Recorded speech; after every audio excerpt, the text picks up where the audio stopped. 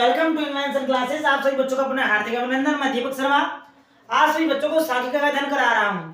तो बच्चों, आप सभी बच्चों ने पूर्व वाली क्लास के अंतर्गत खुले शीर्ष वाले वर्ग विस्तारों के बारे में अध्ययन किया था। खुले शीर्ष वाले वर्ग विस्तार क्या होते हैं, किस प्रकार से व्यवस्थित किया जाता है, यदि खुले शीर्ष वाले वर्ग विस्तार आए तो उनका वर्ग विस्तार किस प्रकार से व्यवस्थित किया जाएगा। इन्हीं बिंदुओं के बारे में आप सभी विद्यार्थियों ने पूर्व वाली क्लास में अध्ययन किया था। मैंने आपको उदाहरण के माध्यम से तीन मेथड बताए थे। तीनों मेथड के माध्यम से मैंने समझाया भी था किस प्रकार से परिवर्तन किया जाएगा। सामान्य तो मैंने परिवर्तन करने के लिए दो प्रकार के नियमों की आवश्यकता होती है। वो दोनों नियम आपको याद हो गए तो आप आराम स्वतंत्रता पूर्वक उन नियमों को या उन नियमों के आधार पर खुले शीर्ष वाले वर्ग विस्तारों को सही वर्ग विस्तार में परिवर्तित कर सकते हो। याद समझ में आ चुका होगा। आज नए बिंदु के बारे में अध्ययन करेंगे, कम्युलेटिव फ्रीक्वेंसियों के बारे में। अध्याय हमारा 7वां है। टॉपिक का हमारा है संचयी आवर्तियां। ठीक है बच्चों, हेडिंग डाल लीजिए संचयी आवर्तियां। संचय आवर्ती क्या होती है, यानी कहने का तात्पर्य इसको इंग्लिश साउंड में कहा था cumulative frequency, CUMULATIV, cumulative frequency, FREQUANCY। Cumulative frequency यानी 100 जो इसका संकेतांक दिया गया, संकेतांक दूसरे थ्योरी में लिखा दूंगा सर क्या संकेतांक दिया जाता है। तो संचयी आवर्ती क्या होती है, संचयी आवर्तियों के द्वारा किस प्रकार से आवर्तियों को लिखा जाता है, आवर्तियों को व्यवस्थित किया जाता है, उसी के बिंदुओं के बारे में अध्ययन करेंगे। यानी हमारा आज का जो बिंदु है संचयी आवर्ती। अध्ययन करने से पहले आप सभी विद्यार्थियों को बता दूं, हमारे चैनल को ज्यादा से ज्यादा विद्यार्थी सब्सक्राइबर कीजिएगा और बेल आइकन बटन को अवश्य दबाइएगा। कुछ जानकारी प्राप्त करनी हो तो कमेंट के माध्यम से अवश्य पूछिएगा। वैसे अपने कोई बिंदु छोड़ा नहीं जा रहा, फिर भी मान लो बाय मिस्टेक कोई चीज समझ में नहीं आ रही हो तो आप पूछ सकते हो स्वतंत्र रूप से। ठीक है बच्चों, पुनः हमारे बिंदु पर आता है आज का टॉपिक संचयी आवर्ती, कम्युलेटिव फ्रीक्वेंसी अर्थात संचयी आवर्ती। संचयी आवर्ती किस कैसी होती है, इसकी डेफिनेशन क्या होती है, डेफिनेशन के बारे में अध्ययन करेंगे। किस प्रकार से कम्युलेटिव फ्रीक्वेंसी बनाई जाती है, या जो साधारण आवर्तियां जो होती है हमारे कई फ्रीक्वेंसियां वो किस प्रकार से होती है। तो उन सभी के बारे में जानने से पहले हम इसकी परिभाषाओं को समझते हैं, या इससे होती क्या है उसके बारे में अध्ययन किया जाएगा। ठीक है, तो मेरे साथ साथ देखिए सभी विद्यार्थी पहले डेफिनेशन जान लेते हैं। तो देखिए, जब एक श्रेणी के परिभाषा आ रही है बच्चों, ठीक है, जब एक श्रेणी के जब कोई एक श्रेणी बनी हुई श्रेणी के बारे में बता रहा है कि जब एक श्रेणी के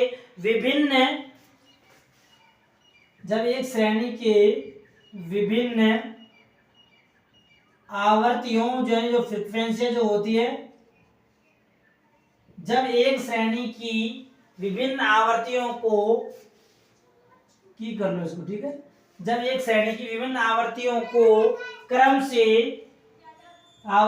को क्रमबद्ध या क्रम से किसी भी रूप में कह सकते हैं, क्रम से कहते हैं क्रमबद्ध जो कहा जाता है। कहने का तात्पर्य स्टामनिस्ट से जब विद्यार्थी अध्ययन करता है तो क्रमबद्ध करता है। इसका कक्षा पहले में आता है, फिर दूसरी में, फिर तीसरे में, फिर चौथी में, फिर पांचवी में। तो क्रमबद्ध कहने का तात्पर्य यहाँ पर यही है, को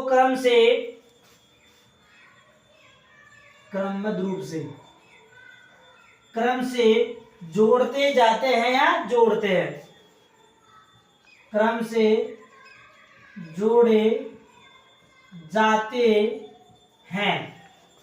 जोड़े जाते हैं, तो उनसे बनने वाली जो आवर्तियां होती है, तो उनसे बनने वाली आवर्तियां ही क्या कहलाती है बच्चों, कम्युलेटिव फ्रीक्वेंसी कहलाती है। आवर्तियां ही संचयी आवर्तियां या संचयी आवर्ती कहलाती है।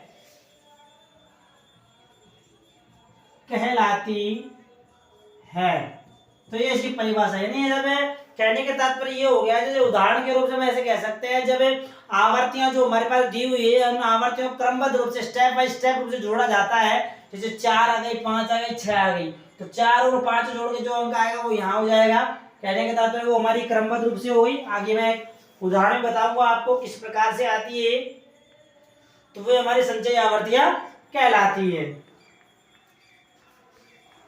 आगे लिखी कहलाती है। देखिए इस स्थिति में संचयी आवर्ती की स्थिति में संचयी आवर्ती की जो स्थिति आप सभी के सामने आती है, संचयी आवर्ती की स्थिति में प्रत्येक वर्ग की स्थिति में प्रत्येक वर्ग की एक सीमा, प्रत्येक वर्ग की एक सीमा कह रहे हैं, जो सीमा बनी हुई होती है प्रत्येक वर्ग की एक सीमा, अर्थात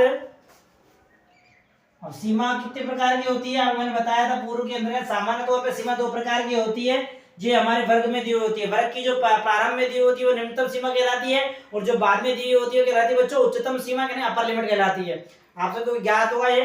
तो एक सीमा अर्थात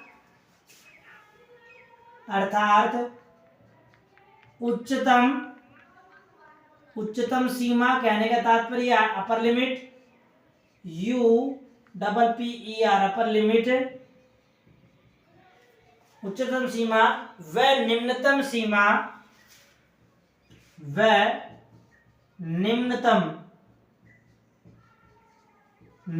सीमा कहने का तात्पर्य लोअर लिमिट, जिनका संकेतांक तो आप सभी को पता होगा, शायद अब तो याद हो चुका होगा, फिर भी याद नहीं हुआ तो मैं बता दूं। अपर लिमिट का संकेतांक L2 और लोअर लिमिट का जो संकेतांक दिया हुआ है हमारा L1 दिया गया है। दोनों के संकेतांक बिंदु हो गए, ठीक है। उच्चतम सीमा और न्यूनतम सीमा लिखी जाती है, सीमा लिखी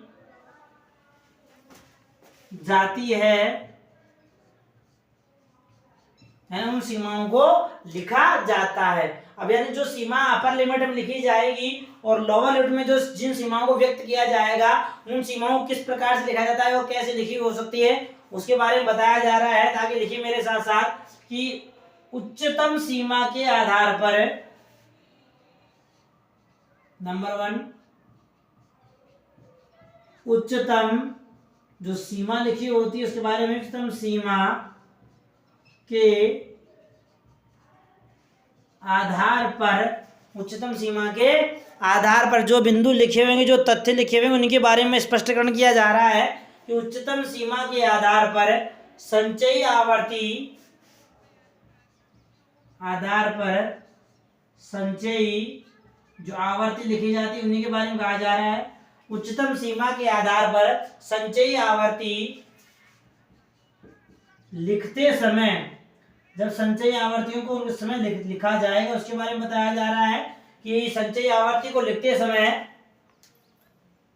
blow, BELOW, blow less than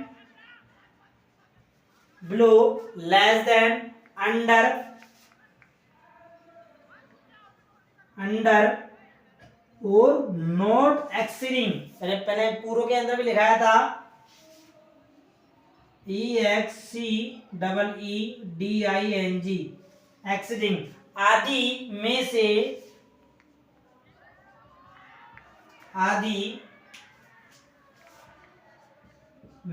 से कोई एक शब्द लिखा हुआ होता है, में से किसी भी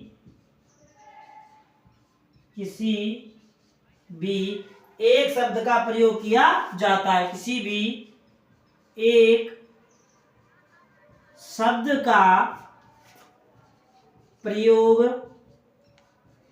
किया जाता है, किसी भी एक शब्द का प्रयोग किया जाता है। कब कहा गया? उच्चतम सीमा के आधार पर संचयी आवर्ती, कहने का तात्पर्य है अपर लिमिट के आधार पर संचयी आवर्तियों का निर्माण किया जा रहा है। तो अपर लिमिट के आधार पर जब संचयी आवर्तियों का निर्माण किया जाएगा उस समय ये शब्द लिखे हुए होते हैं। तो आप स्वतः ही समझ जाइए कि यहाँ पर क्या बताना चाहता है, क्या पूछना चाहता है, या कौन सी सीमा के आधार पर क्लास या वर्ग बनी हुई है, या संचयी आवर्ती किस प्रकार से बनी हुई होगी, किस प्रकार से बनेगी। दूसरा तथ्य बताया न्यूनतम सीमा के आधार पर। सेकंड तथ्य क्या बताया गया? निम्नतम सीमा के आधार पर क्या लिखा होगा। तो देखिए इसके विपरीत,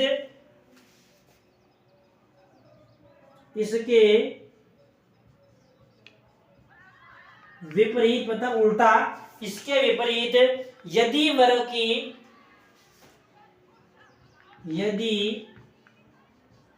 वर्ग की निम्नतम सीमा, कौन सी है बच्चों? निम्नतम सीमा। कहने का निम्नतम सीमा का तात्पर्य लोअर लिमिट हो गई हमारी L1। कहने का तात्पर्य है लोअर लिमिट के बारे में बताया जा रहा है। इसके भी यदि वर्ग की निम्नतम सीमा के आधार पर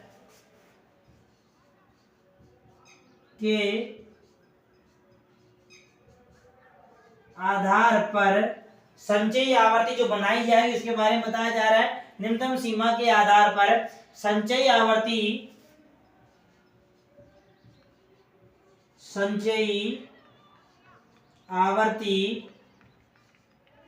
बनाई जाए तो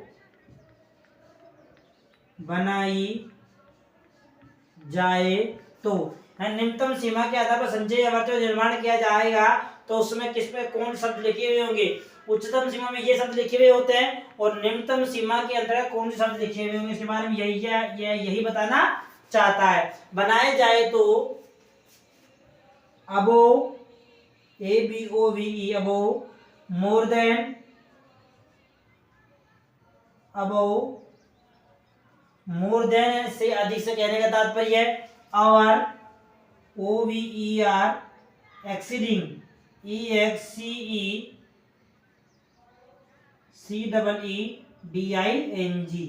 एक्सीडिंग आदि शब्दों में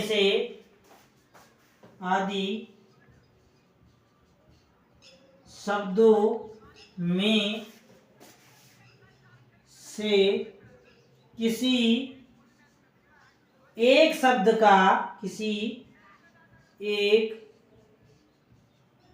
शब्द का प्रयोग किया जाता है। शब्द का प्रयोग किया जाता है। ये हमारी होगी से कहने का तात्पर्य है यानी जो आवर्तियां निम्नतम सीमा के आधार पर उच्चतम सीमा के आधार बनी होगी तो लो, लेस देन, अंडर या नो, एक्सीडिंग आदि शब्द लिखे हुए होते हैं। और यदि इसके विपरीत उच्चतम सीमा हो गई L2 हमारी और L1 के आधार पर यदि क्लास बनी हुई है तो वहां पर शब्द क्या लिखे हुए होंगे? अबोव, मोर, मोर देन, अवर, एक्सीडिंग। ये शब्द लिखे हुए होते हैं तो आप समझ जाइए यहाँ पर जो क्लास किस प्रकार से निम्नतम सीमा के आधार पर बनी गई है या उच्चतम सीमा के आधार पर बनाई गई है, यानी वर्गों का निर्माण किस आधार पर किया गया है। आगे और अध्ययन करते हैं। पहले इसका स्क्रीनशॉट ले विद्यार्थी एक बार आगे दूसरे बिंदु के बारे में वो जानकारी प्राप्त करता है क्या बताया गया है संचयी आवर्तियों के बारे में। ले लिया स्क्रीनशॉट विद्यार्थियों ने? बहुत अच्छी बात है, ले लिया। तो चलिए आगे चलते हैं, बिंदु पे आगे चलते हैं हम। आगे क्या कहा जा रहा है, क्या स्थिति बताई जा रही है इसके बारे में। दो प्रकार की स्थिति आ गई आपके सामने, ठीक है, ब्लो वाली और लेस देन वाली।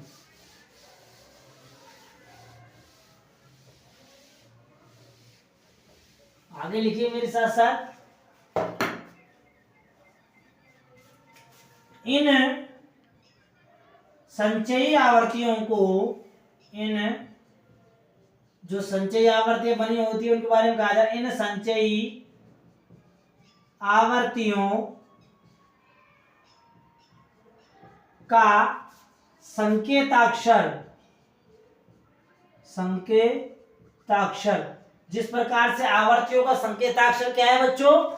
F। बहुत अच्छी बात है, जानते हो तो, नहीं जानते हो तो याद कर लेना। जिस प्रकार से आवर्तियों का संकेताक्षर F है उसी प्रकार यहाँ पर जो कम्युलेटिव फ्रीक्वेंसी संचयी आवर्तियां ली होगी इसका संकेताक्षर क्या होगा बच्चों? इसका संकेताक्षर होगा CF।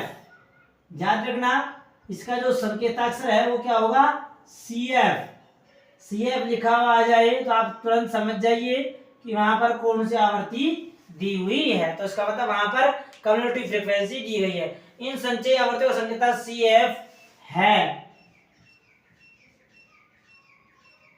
CF संकेताक्षर CF के द्वारा इन्हें प्रदर्शित किया जाता है। अब सामान्य तौर पर जो संचयी आवर्तियां होती है इन्हें प्रस्तुत करने दो प्रकार से, दो रूप में प्रस्तुत किया जाता है। कितने रूप में किया जाता है बच्चों?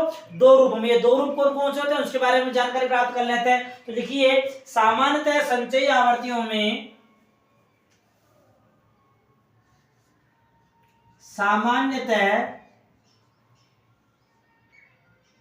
संचयी जो आवर्तियां बनी होती सामान्यतः संचयी आवर्तियां कम्युलेटिव फ्रीक्वेंसी जो बनी हुई होती है सामान्य संचयी आवर्तियों में दो प्रकार की स्थिति उत्पन्न होती है। दो प्रकार की स्थिति उत्पन्न होती है। दो प्रकार की स्थितियां उत्पन्न होती है। कौन कौन सी स्थिति होती है उनको भी जान लीजिए। सामान्यतः जब इनका संचयी आवर्त निर्माण किया जाता है तो निर्माण करते समय दो प्रकार की स्थिति मानव के सामने प्रकट होती है, नंबर 1 और नंबर 2। तो स्थिति नंबर 1 पहली स्थिति क्या है, दूसरी स्थिति क्या है, वो यहाँ लिखा जाएगा। प्रथम जो स्थिति है, कहने का तात्पर्य है प्रथम स्थिति के अंतर्गत आप विद्यार्थियों के सामने कुछ साधारण फ्रीक्वेंसियां दी हुई होती है, साधारण जनरल फ्रीक्वेंसी यानी साधारण आवर्तियां दी हुई होती है। साधारण आवर्तियों के द्वारा आपको उन्हें कम्युलेटिव फ्रीक्वेंसियों के अर्थात सीएफ में परिवर्तित किया जाता है। कैसे, तो नंबर 1 पहला टॉपिक हमारा हो जाएगा साधारण आवर्तियों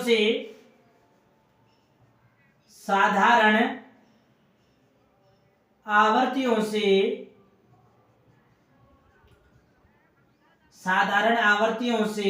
संचयी आवर्तियां बनाना।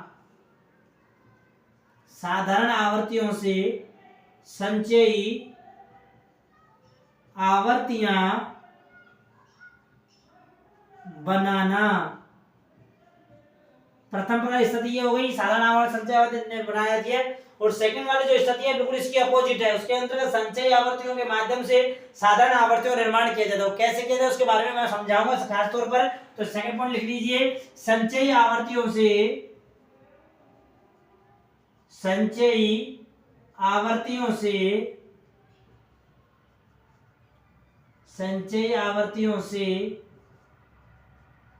साधारण आवर्तियां बनाना। तो संचयी आवर्तियों के माध्यम से किस प्रकार साधारण आवर्तियां बनाना है।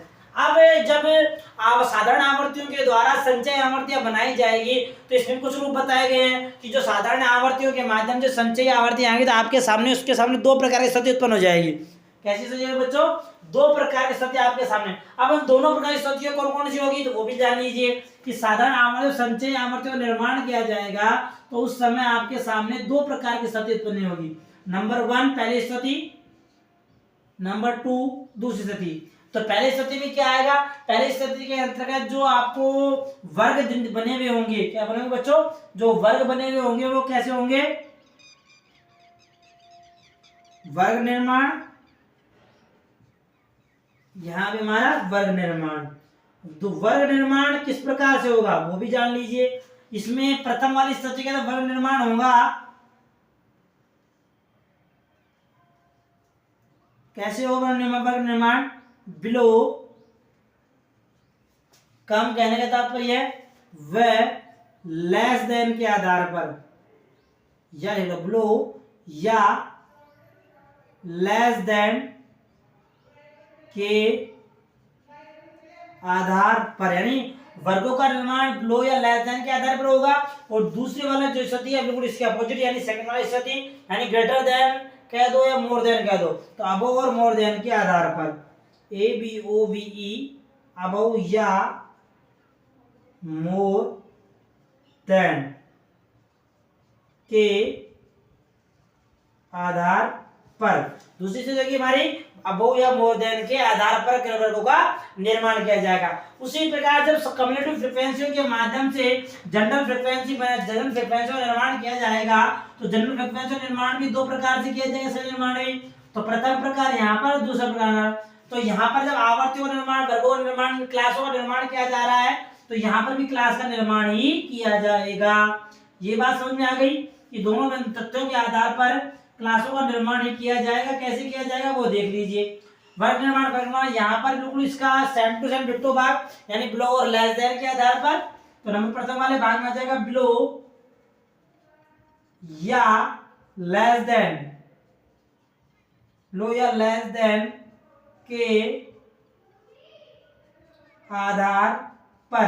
और सेकंड वाला जो क्या, सेकंड वाला क्या हो गया, सेकंड वाले के अंदर भी हो गया अबोव और मोर देन के आधार पर, ABOVE अबोव या मोर देन के आधार पर। तो ये दो प्रकार के रूप बता दिए गए कि जब साधारण आवर्ती से संचयी आवर्तियों का निर्माण किया जाएगा तो दो प्रकार से निर्माण होगा। बराबर हुआ निर्माण कैसे, बिलो या लेस देन के आधार पर, अबो या मोर देन के आधार पर। तो इसमें जो कम्युटेटिव फ्रीक्वेंसी जो बनेगी वो किस प्रकार से बनेगी, वो दोनों तथ्यों के अंदर यहाँ बताया जाएगा। उसी प्रकार यहाँ पर यानी कम्युटेटिव फ्रीक्वेंसी के माध्यम से जनरल फ्रीक्वेंसी का निर्माण करना, उनको make by the general frequency to the commutative frequency. तो कह रहा है वर्ग निर्माण बिलो या लेस देन के आधार पर, वर्ग निर्माण अबो या मोर देन के आधार पर, जिन्हीं के बारे में हम पढ़ेंगे आगे आने वाली क्लास में। उदाहरण के माध्यम से अच्छी तरह बताऊंगा, तो तैयार रहना आगे वाली क्लास जानने के लिए, पढ़ने के लिए तत्पर रहना।